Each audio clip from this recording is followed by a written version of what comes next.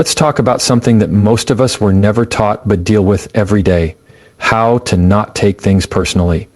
If you want to never feel angry or bothered by anyone, this is where you start.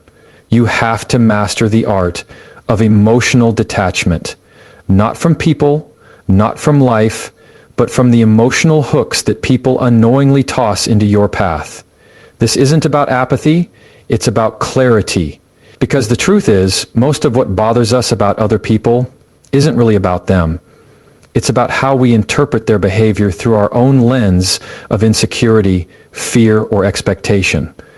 When someone cuts you off in traffic, disrespects you in a meeting, or sends a passive-aggressive text, the initial sting you feel, that tightness in your chest, that burning response in your gut, isn't coming from them. It's a response in which you feel about yourself and your own ability to construct and keep yourself pure. It's coming from your own interpretation of what that act means about you. That's where the real work begins. And this is where people get it wrong. They focus on changing other people. But let me ask you, how's that working out for humanity? See, we've been taught to tether our peace to things outside of our control. Someone else's tone of voice, someone else's opinion, someone else's behavior, and then we wonder why our emotional state is so fragile. The problem isn't that people are offensive. The problem is that we keep choosing to be offended. And I don't say that to dismiss real injustice. There's a time to speak up. But I'm talking about the everyday irritations, the little things we carry around like emotional debt, allowing someone's passing comment to rent space in our minds for hours or days. That's self-inflicted suffering. The ancient Stoics understood this. Marcus Aurelius wrote, "You don't have to turn this into something. It doesn't have to upset you.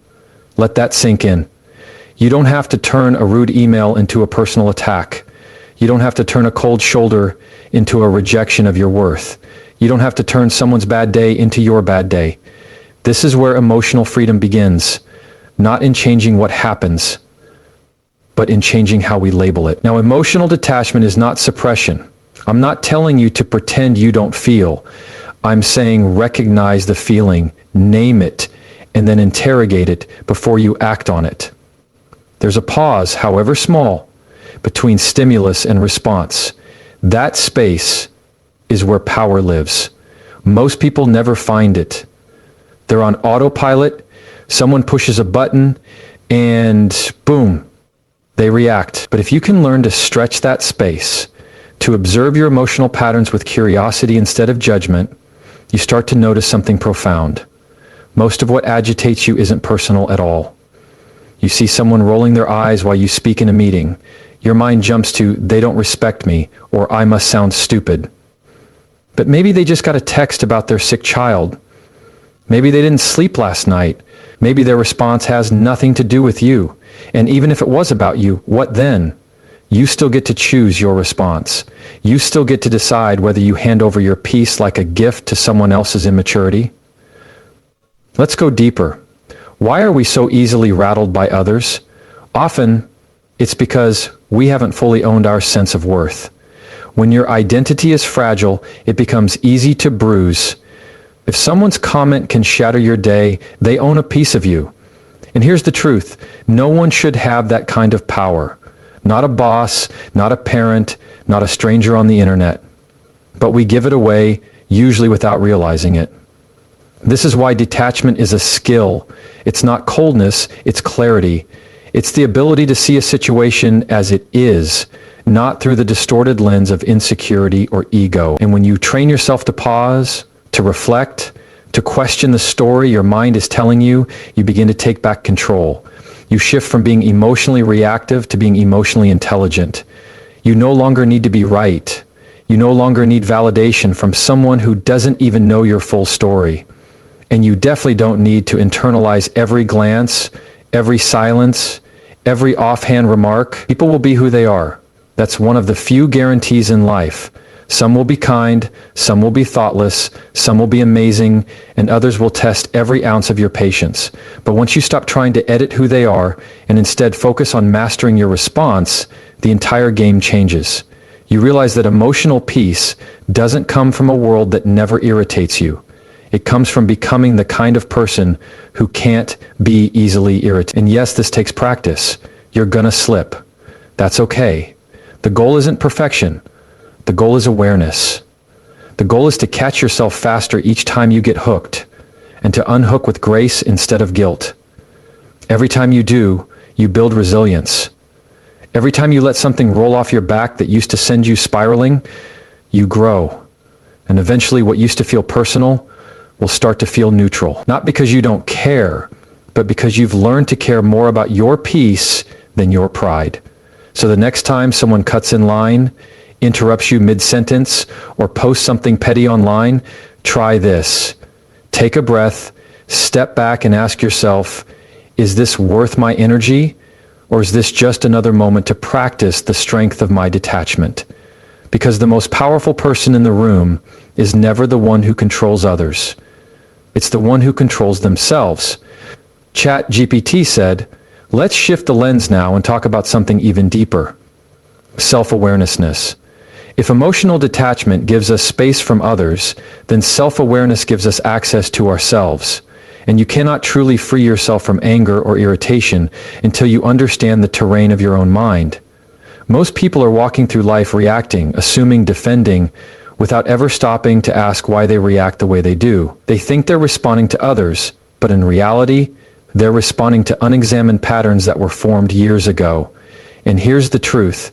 You can't master your peace until you master your own internal wiring.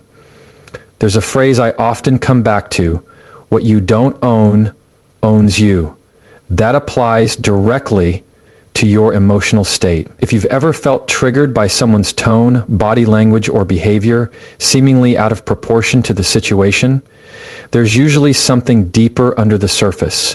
And until you slow down enough to investigate, you'll keep reliving the same emotional loops with different faces. You'll keep thinking they are the problem, when in reality, you're just carrying unprocessed material that's asking to be seen. This is where inner stillness comes in. I'm not talking about sitting cross-legged in a cave. I'm talking about the kind of stillness that lets you observe your reaction without becoming your reaction. The kind of stillness that helps you witness your irritation instead of unleashing it. And you don't get there through willpower. You get there through awareness, real awareness, the type that notices, I'm feeling tense right now, or that comment really stung more than it should have, without jumping to blame or defense. The mind loves distraction and noise, but awareness, true awareness, pierces through the noise and asks, what's actually going on here? When you start paying attention to yourself with that kind of curiosity, you'll begin to uncover patterns you didn't know were there. Maybe you realize that when someone interrupts you, it's not just annoying, it makes you feel invisible, like you did as a child when no one listened. Or maybe when someone challenges you, you feel an intense need to prove yourself, because deep down, there's a fear you're not good enough. That's not weakness, that's just unexamined pain. And everyone has it, but not everyone is willing to look at it. The irony is, the more you avoid your inner world, the more others control you. Someone makes a passing remark and suddenly you're spiraling. Someone ignores your message and your mind goes down a rabbit hole of insecurity. Why? Because you're not grounded, you're not anchored in your own awareness, you're trying to find your value in a world that reflects your wounds back at you, and that's a recipe for chronic irritation. But here's the shift. When you cultivate self-awareness, you stop living on emotional autopilot. You stop reacting to every external cue and start choosing your response. That's not just maturity, it's mastery. And it requires you to be honest with yourself. You can't grow through self-deception. You can't become peaceful by pretending you're already there. Growth begins the moment you stop blaming others for your reactions and start owning them. Not in a harsh or critical way, but with compassion, with curiosity, with the willingness to say, there's more to me than this reaction. Let me explore that. Now, I get it. This kind of self-examination can feel uncomfortable. Most people would rather stay busy than sit with their thoughts, but that's exactly why they stay stuck. Stillness doesn't mean inactivity. Stillness is a power move. It's the ability to hold yourself in the tension without immediately reaching for a distraction, a defense, or an emotional outburst. When you can do that, when you can sit with your feelings, name them, and understand them without being consumed by them, anger starts to lose its grip. Irritation loses its urgency. You're no longer being dragged around by your emotions. You're guiding them. And from that place, everything changes. Conversations that used to escalate, de-escalate. People who used to provoke you no longer feel threatening. Even your own thoughts become less chaotic because you've trained your mind to observe before reacting. You become a calm presence in a chaotic world. Not because the world changed, but because you did. This is where true strength lives, not in suppressing emotion, but in understanding it. Not in avoiding conflict, but in approaching it with clarity and calm. And this doesn't mean you'll never feel upset again. You will. You're human. But now you'll recognize it sooner. You'll catch the story your mind is telling you before it becomes a full-blown narrative. And that self-awareness, that quiet, steady presence inside you, becomes your anchor. So if you want to stop being bothered by people, you don't just need better boundaries, you need better insight. So, for me, you need to become a student of your own mind. Sit with your thoughts, question your assumptions, ask yourself, what am I actually feeling here and where is that coming from? And then just pause. Let the answer rise without judgment. Because the only way to master your external world is to first understand your internal one. And once you do that, no one can shake your peace, because your peace is no longer a reaction to the outside. It's a relationship with yourself that no one else gets to control. Let's now bring it all together with what I believe is the most misunderstood part of staying unbothered by others: boundaries. Most people think boundaries are about controlling others, telling them what to do, how to speak, how to treat you. But here's the truth. Real boundaries have nothing to do with changing other people. They have everything to do with defining you. They are less about putting up walls and more about building clarity. Clarity on what you will allow, what you will engage with, and how you will respond when someone crosses a line. Think about how many times frustration, resentment, or anger crept in, not because someone blatantly harmed you, but because you didn't clearly define what was okay and what wasn't. And then you let it slide again and again. And each time you tell yourself it's fine while something inside you clenches. That's not strength. That's silent self-betrayal. And self-betrayal always comes with a cost, usually in the form of bottled up resentment that explodes at the wrong time, in the wrong way, toward the wrong person. So let's reframe boundaries. They're not confrontational. They're not dramatic. They're not you being too much. Boundaries are simply standards, spoken or unspoken, that help preserve your peace. And when you respect your own boundaries, others start to follow your lead. But here's the caveat. If you're expecting other people to just know your limits without you ever expressing them, you're setting yourself up for disappointment.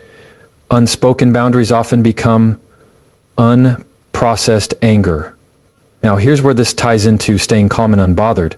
The more you expect others to behave a certain way in order for you to feel okay, the more unstable your peace becomes. You've essentially outsourced your emotional state to people who have no obligation to protect it.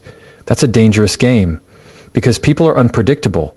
They have their own values, their own traumas, their own level of self-awareness, and often it won't match yours. If your peace depends on someone always understanding you, always agreeing with you, always treating you exactly how you want to be treated, you're going to live in a constant state of emotional whiplash. This is why I say, set boundaries, but release expectations. That sounds contradictory, but it's not. It's precision. Boundaries are about what you will do when a line is crossed. Expectations are about hoping someone behaves a certain way. One puts power in your hands, the other gives your peace away. Here's a practical example. Say someone keeps speaking to you in a condescending tone. You can't control how they speak. That's expectation. But you can say, if the tone continues, I'm going to step away from this conversation. That's a boundary. And here's the key. You don't need them to agree. You don't need them to approve. You don't even need them to change. You only need to be clear, calm, and consistent in your response. When you remove the emotional need for their cooperation, your energy stops getting hijacked by their behavior. It's a subtle shift, but it's powerful. You stop trying to convince people to treat you right, and you start treating yourself right by refusing to stay in spaces that disrespect you. You stop waiting for closure, for apologies, for someone else's awakening, and you start living in alignment with your own values right now. That's freedom, and that's also the end of chronic frustration. Now, of course, some people will push back. Some will call your boundaries selfish. Some will accuse you of changing. Let them. Because the moment you start prioritizing peace over pleasing, discomfort is inevitable. But that discomfort is a sign you're growing. And as you grow, your energy will stop attracting chaos. Not because chaos doesn't exist, but because it no longer finds a home in you. And let me say this clearly. Setting boundaries doesn't mean you're hard to love. It means you love yourself enough not to abandon your own needs for someone else's convenience. You're not here to carry everyone's emotional baggage. You're not here to make everyone comfortable. You're here to live with integrity to yourself, to your values, to your peace. So how do you know if your boundaries are working? Simple. You stop explaining so much. You stop arguing with people who are committed to misunderstanding you. You stop overextending in relationships that only survive when you're the one bending. And most importantly, you feel lighter because you've stopped leaking energy trying to manage how others see you. You've chosen to manage how you show up instead. Now, boundaries won't guarantee people will change, but they guarantee you will change. You'll stop reacting to disrespect and start moving in alignment. You'll stop needing people to act right and start acting right toward yourself. That shift is what protects your peace. That shift is what keeps you from being constantly irritated or pulled into other people's storms. And if you take nothing else from this, take this. Peace doesn't come from everyone treating you well. It comes from you refusing to tolerate what disturbs your well-being. It comes from you consistently choosing self-respect over emotional reactivity. The more you practice that, the less you'll need to defend yourself. The less you'll be pulled into unnecessary